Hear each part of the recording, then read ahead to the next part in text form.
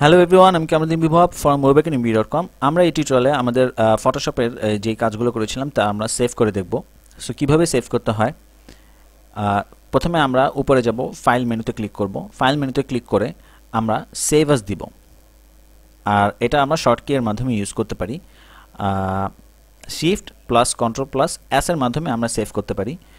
এই save as দিলে আপনারা দেখতে পাচ্ছেন যে আমি আগে একবার সেভ করে রেখেছি। সেভ অ্যাজ দিলে আপনার নতুন একটা ফাইলে সেভ করতে পারেন। আমি নতুন একটা নাম দিচ্ছি, জাস্ট 2 অ্যাড করে দিচ্ছি। 2 অ্যাড করে দেওয়াতে এটা একটা নতুন পিএইচডি ফরম্যাটে সেভ হবে এখন। ওকে, আমি সেভ দিচ্ছি। সেভ দেওয়ার সাথে সাথে আপনারা দেখতে পারবেন যে একটা অপশন এসেছে যে এখন আপনি কি করতে চান এখানে। তো এই ম্যাক্সিমাম ক্যাপাবিলিটি যদি আপনি উঠিয়ে দেন, এটা হবে কি আপনার আগের যে ফটোশপ ভার্সনগুলো ওটাতে কাজ নাও করতে পারে আমাদের এই সেভ ফরম্যাটটা। তারপর অ্যাডোবি লাইটরুম এবং অ্যাডোবি অন্যান্য ভার্সনে কাজ নাও করতে পারে, এমনকি ইলাস্ট্রেটর 10 ওপেন হবে না। সো ম্যাক্সিমাম ক্যাপাবিলিটি দিয়ে যদি আমি ওকে দিই, আমাদের ফাইল সাইজটা অনেক বড় হয়ে যায় এবং যে কোনো ফরম্যাটে এই ফাইলটা অন্য কোনো পিসিতে যদি আপনি নিয়ে যান বা অন্য কোথাও যদি নিয়ে যান, এটা আপনি খুব সহজে ওপেন করতে পারবেন। সো ম্যাক্সিমাম ক্যাপাবিলিটি আমি উঠিয়ে দিয়ে আমি ওকে দিচ্ছি এবং আমার আগের ফাইলের সাথে আপনি দেখতে পারেন যে আমার আগে যে সেভটা ছিল এটা ম্যাক্সিমাম ক্যাপাবিলিটি দিয়ে, এখানে 95 MB এবং নতুনটা হচ্ছে 79 MB। সো আরেকটা ওয়ে আছে, আমি আমার ফাইল সাইজটাকে আরও ছোটো করতে পারি। এটার জন্য আমি করব এডিটে যাব, ইমেজে যাব। ইমেজে গিয়ে আমি ইমেজ সাইজে ক্লিক করব বা অল্টার কন্ট্রোল আই এর মাধ্যমে ইমেজ সাইজটাকে আনতে পারি। আনার পরে আমার পুরা ইমেজের রেজুলেশনটাকে আমি পার ইঞ্চ, যে রেজুলেশন আমাদের প্রত্যেকটা ইমেজের একটা প্রতি ইঞ্চ অনুযায়ী একটা রেজুলেশন থাকে, এই রেজুলেশনটাকে আমি কমিয়ে দিচ্ছি, 72 দিয়ে দিচ্ছি। এখন এই রেজুলেশনটা কমিয়ে দিলে আমাদের যে মেইন আর্টওয়ার্কটার ডিজাইনটাও নষ্ট হয়ে যাবে। দেখেন রেজুলেশনটা অনেক কমে গেছে এবং আর্টওয়ার্কটার ডিজাইনটাও একটু নষ্ট হয়ে গেছে। আপনি যখন জুম ইন করবেন তখন দেখতে পারবেন ঝাপসা হচ্ছে। সো এটার একটা ট্রিক্স আছে। আপনি চাইলে আপনি প্রথমেই আপনার এই শর্ট কি টি এর মাধ্যমে আপনি এখানে বড় করে লিখে রাখতে পারেন যে change the resolution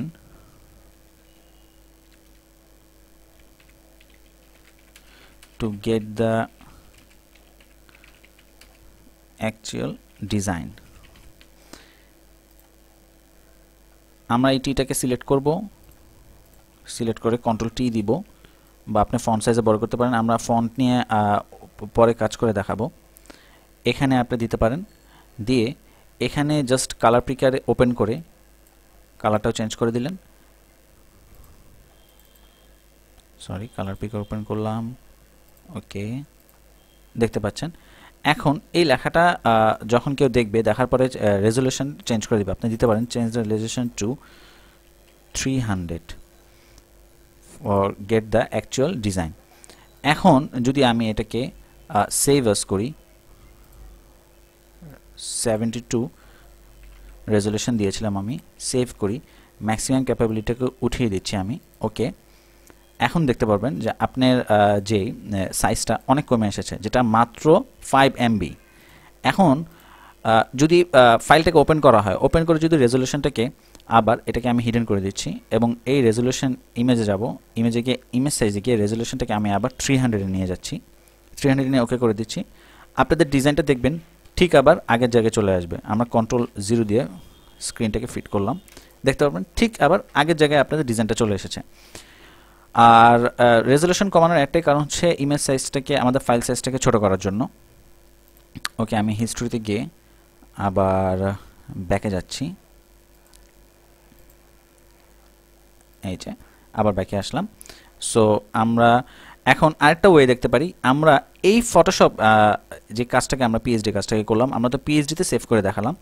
এখন দেখব আমরা এটাকে কিভাবে একটা পিকচারে সেভ করতে পারি। যেটা আপনার ফাইলে যাবেন, ফাইলে গিয়ে দিবেন সেভ ফর ওয়েব বা alt shift control plus S দিয়ে আপনি সেভ ফর ওয়েবটাকে আনতে পারেন। আনার পরে এখানে দেখতে পাচ্ছেন যে একটা নতুন প্যানেল ওপেন হয়েছে এবং এখানে আপনি কন্ট্রোল অল্টার স্পেস দিয়ে জুম ইন করেন। জুম ইন করে আপনি এটাকে পিএনজি করবেন বা জেপিজি করবেন, এখান থেকে আপনি সিলেক্ট করতে পারবেন। সাপোজ আমি জেপিজি দিলাম এবং কোয়ালিটি আপনি 100 দিতে পারেন, এটাতে হবে আপনার জেপিজির ফাইল সাইজটা একটু বড় হবে। দেন আপনি এখান থেকে পুরা পিকচারের উইথ অ্যান্ড হাইটটাকে চেঞ্জ করতে পারেন।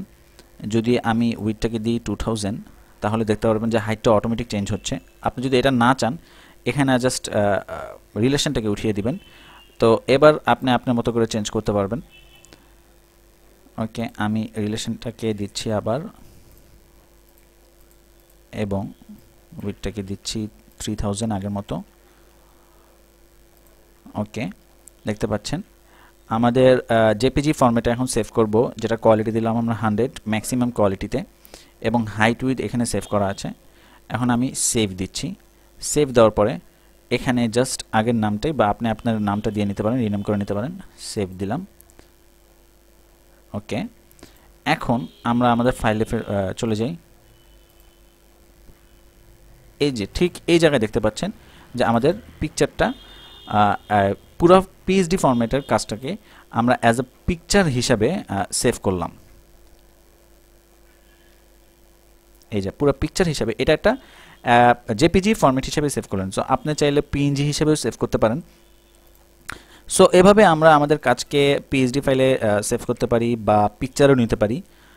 সো আর আমরা যদি চাই, এরকমও হতে পারে আমাদের কাজের মাঝখানে হঠাৎ করে পিসি অফ হয়ে যেতে পারে বা কারেন্ট চলে যেতে পারে, তখন আমাদের কি হবে, আমাদের কাজটা কি চলে যাবে? এটার জন্য আপনি করবেন, এডিটে যাবেন, প্রেফারেন্সে যাবেন বা কন্ট্রোল কে শর্ট কি এর মাধ্যমে ওপেন করতে পারেন। দেন আমরা ফাইল হ্যান্ডলিংয়ে যাব। ফাইল হ্যান্ডলিংয়ে যাওয়ার পরে এখানে দেখতে পারবো automatically save recovery information every in 10 minutes, যে এই 10 মিনিটস পর পর আমাদের অটোমেটিকলি সেভ হবে। সো আমরা সবচেয়ে ভালো হয় যখন আমরা একটা কাজ ওপেন করব, ওই কাজটাকে আমরা একটা প্রথমেই অ্যাজ এ সেভ করে নেব, এবং আমরা এটাকে 5 মিনিটস দিয়ে রাখতে পারি। যদি আপনার র্যাম 4GB বা 8GB হয় তাহলে 5 মিনিট থাকা ভালো। আমি 10 মিনিটস দিয়ে রাখলাম। ওকে, আপনারা আপনাদের মতো এখানে সেট আপ করে রাখতে পারেন। প্রতি 10 মিনিটে ফাইলটা সেভ হবে, বা 5 মিনিট দিলে 5 মিনিট পর পর ফাইলটা অটো সেভ হবে। সো হঠাৎ করে যদি পিসি অফ হয়ে যায়, এরপরে খুলে ঠিক আপনি আবার আগের জায়গায় পাবেন।